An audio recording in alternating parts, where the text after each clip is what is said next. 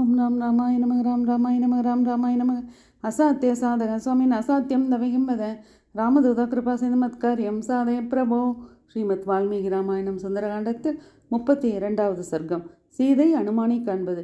கிளை இடுக்கில் மறைந்து கொண்டிருந்தவரும் வெண்மையான ஆடை அணிந்திருந்தவரும் மின்னர் கூட்டம் போல் மஞ்சள் நிறம் படைத்தவருமான அவரை கண்டு சீதை அதிர்ச்சி அடைந்தார். அங்கே பாதுகாப்பாக மறைந்திருந்தவரும் அன்பாக பேசுபவரும் மலர்ந்த அசோக கொத்தின் பிரகாசத்தை உடையவரும் உருக்கிய தங்கம் போன்ற கண்களை கொண்டவருமான வானரத்தை அவள் கண்டார். பேராச்சரியத்தை அடைந்த மைதிலி, ஆகா, ஒரு வானரத்துக்கு யாராலும் நெருங்க முடியாத இவ்வளவு பயங்கரமான உருவமா?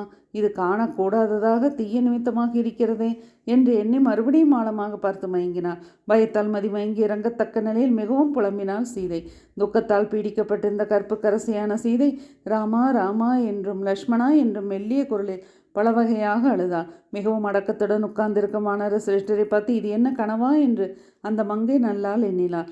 பருத்து இந்திரனின் வஜ்ராயுதத்தால் அடிபட்டு வளைந்த முகம், வானர மன்னருடைய உத்தரவுப்படி நடப்பவர், வானர தலைவரின் அமைச்சர், வாயுகுமாரர், அறிவாளிகளுள் முதன்மையானவராகிய அனுமானை அவள் பார்த்தாள். சீதை அவரை பார்த்து பார்த்து நினைவிழந்து உயிரிழந்தவளைப் போனானாள்.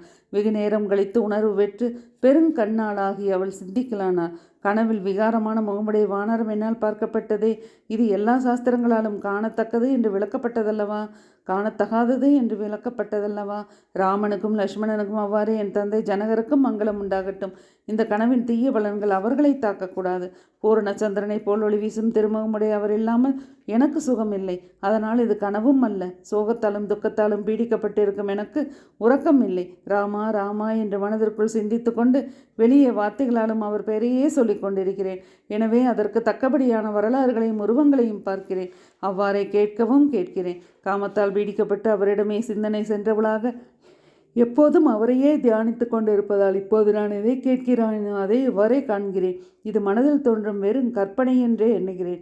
அவ்வாறே புத்தியாலும் தீர்மானிக்கிறேன். ஆனால் கற்பனையில் உதிக்கும் பொருட்களுக்கு உருவம் கிடையாதே. இவனோ தெளிவான உருவத்தோடு இருக்கிறான், என் எதிரில் பேசுகிறான். என்ன காரணம்? பிரகஸ்பதிக்கு நமஸ்காரம், இந்திரனுக்கும் பிரம்மாவுக்கும் அக்னி தேவனுக்கும் நமஸ்காரம். என் முன்னால் இந்த வானரம் எது கூறியதோ அது அப்படியே நடக்க வேண்டும். வேறு மாதிரியாக ஆகிவிடக்கூடாது. அனுமாரின் வார்த்தைகள் சத்தியமானதாக இருக்க வேண்டும் என்பதால் வாக்கு கதிபதியான பிரகஸ்பதிக்கும் அவருடைய சீடன் இந்திரனுக்கும் சரஸ்வதியின் கணவர் பிரம்மாவுக்கும் வாக்கின் அதிதேவதை அக்னிக்கும் நமஸ்காரம் கூறினார்.